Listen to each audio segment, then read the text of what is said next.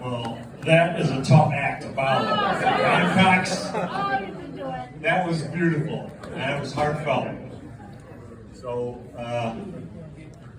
having to follow that is a tough job, but unquestionably, the captaincy in rugby has a greater value than any other sport. And it's no coincidence that the champion national teams, national rugby sides, the All Blacks, the Springboks, Ireland, they all had a Richie McCaw, Francois Pienaar, Paul O'Connell, guys that were just bigger than life and dominated the interview. So, but ironically, at the collegiate level, the role of the captain is even more important. He's the key to recruiting. He's the key to setting the standard for training and attendance. He's the key for match performance. And at the least, he's the key for a dominating boat race. When Joe Kirsch first stepped into the shoes of being a Buff State captain, he was stepping into some huge size 22 boots. Before him were the legendary captains of Bobby De Niro and Johnny Cox, just to name two. And Buff State's rugby DNA has multiple chromosomes of sandpaper, grit, and toughness, which those guys in the back of the room are continuing to this very day. So the Buff State captain has got to be an alpha dog amongst alpha dogs, because there's a little bit more street and snarl on this G-Lot field than finesse and tactics. So Joe earned his moniker of Superman from his performance, not from his famous practice jersey. He made the X's and O's of the number 8 pickup work every time. He anchored an undefeated boat race squad. His savvy at the bar scene made Club 1 a Buff State living room. He scored more crucial tries than any other of his worthy teammates. And when there was trophies to be accepted, Kirsch stepped up to the plate and became a diplomat. All right, buddy. Joe Kirsch knew how to recruit and how to recruit the prospective player with the right temperament. And when it came time to do the dirty work on the floor, stick your nose in a buzzsaw at the bottom of a ruck or on the tackle line, Joe Kirsch got his jersey dirty. It's no accident that post-Buff State, Joe Kirsch has led rugby teams time and time again to the top of their conference. From the University of Rochester to Fairport High, to the Western New York Empire Sevens, and to a Rochester Aardvark side, especially his D1, D4 side that went to the East Super Regionals under his guidance. So it's good that today's crop of Buff State Mad Dogs get to see and meet the players upon whose shoulder you guys stand, and to see what standards they have set. Cox, an All-American player, a leader on a Denver national side, and now coaching high school. Figs, coaching an upstate select side, and a top caliber Syracuse men's squad, as well as the Portland collegiate squad. And the Xavier guys, the guys who gave the Buff State the heritage of toughness that it has today. So for all those reasons, and for the success those late 90s teams, especially the 99 team had, it's my honor to introduce Joe Kirsch and invite him to accept this Buff State Hall of Fame award.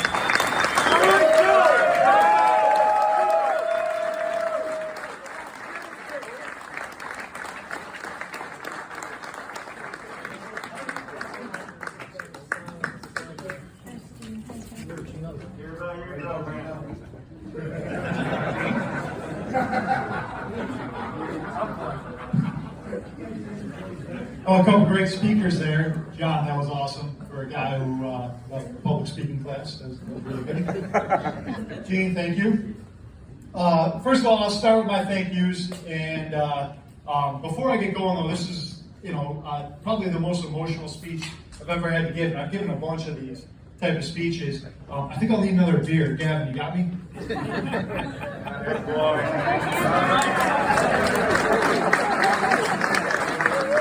Down in one, Joe. Down in one. I called him well. All right. First of all, thank you to Gene Adams, my first rugby coach ever.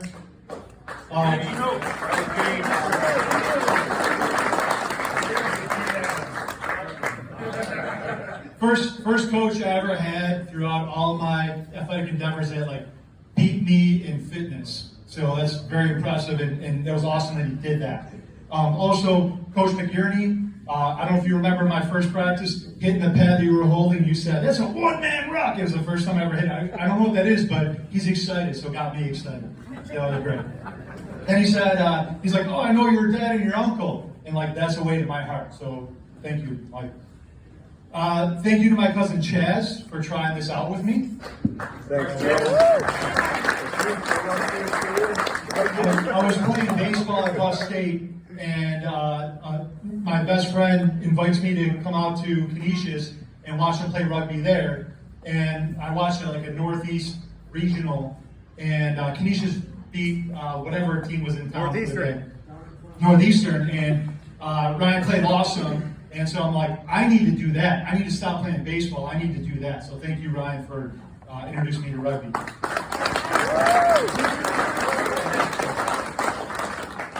Special thanks to my mom and my dad for supporting me. They have both seen many of my rugby games, and I miss my dad very deeply. Thank you to my teammates. When they mention Joe Kirsch and why I'm here, it's different than John Cox. John Cox is here not only for his comedy, but also because he's the greatest rugby player that ever came out of Buff State.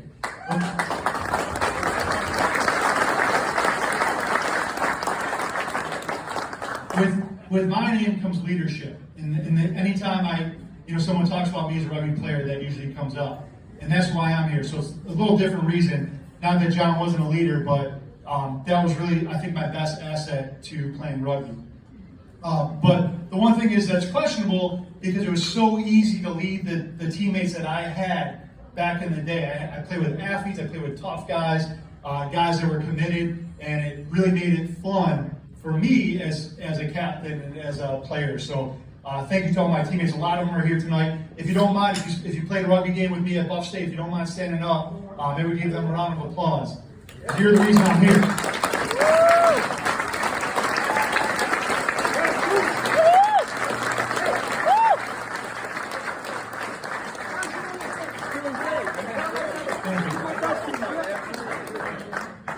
All right. So, what has rugby given me? Why is rugby so important? I've got life friends, all these guys here tonight. Confidence. My wife wrote me a letter that made me cry today about what rugby's given me. I don't cry about it. I'm a pretty stoic guy.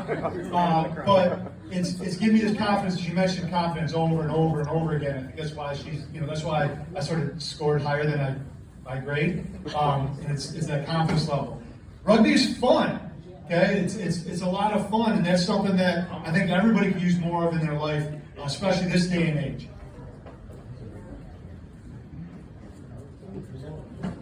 I just want to take a moment to mention women's rugby. I know that there's been some, talk about what role women's rugby plays here, and I just want to say that women's rugby is the only contact sport in the world that uses the exact same rules as the men's version of the sport. And I think that's awesome. And Lori, that was a great speech before. Thank you.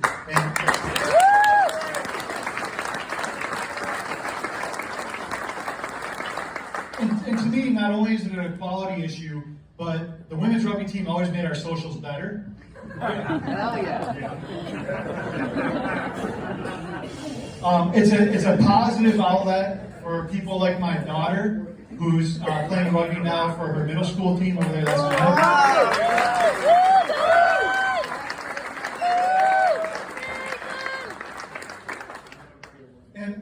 things that scares me is I'm starting to see like a loss of the social aspect of rugby.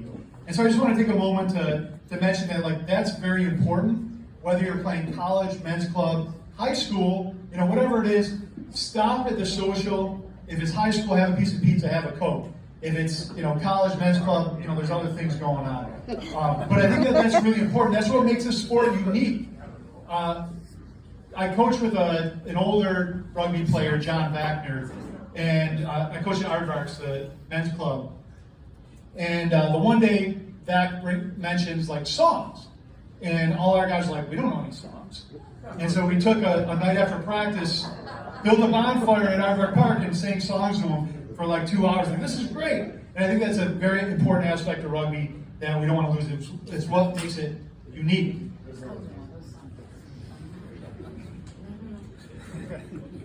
I can tell by the rumbles that you guys say.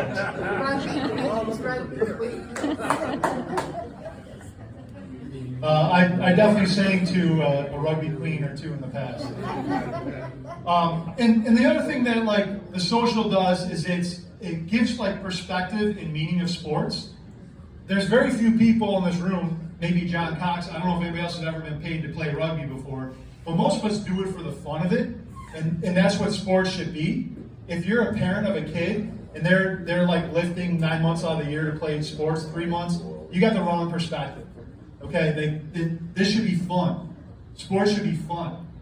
So rugby really, brings that to the table, and keep that in perspective. And I think the social does that. I think the first time I ever played against John Cox, he uppercutted me, and we had a beer afterwards, and it was awesome. Sorry, Joe.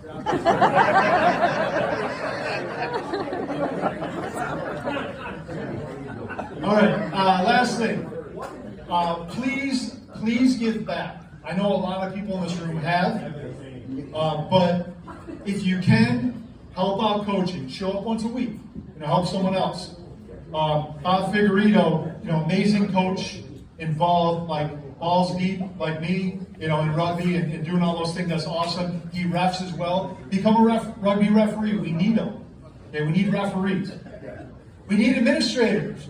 People just to kind of help out and just show up and set things up. If you can, sponsor rugby. Throw some money towards a local middle school team, high school team. That really helps. There's a lot of players that don't get involved because they see, $200 price tag. And that doesn't sound like a lot, especially if you have a kid that's in wrestling or hockey or something like that. But the thing is that, like, for some kids, $200 is a lot to try something that they've never done before. And if we can say, just show up. Someone will pay for you. I've got a couple of kids that play at the high school level that my Aardvarks will say, how much do you need? Let me get them out there. That sends a good message. And then really, like for me, the high point of my rugby career is the opportunity to coach both of my kids. They're both playing on Sunday. Gavin's playing for the Fairport Boys middle school team, and Gwen's going to be playing for the Fairport Girls middle school team, and that's awesome.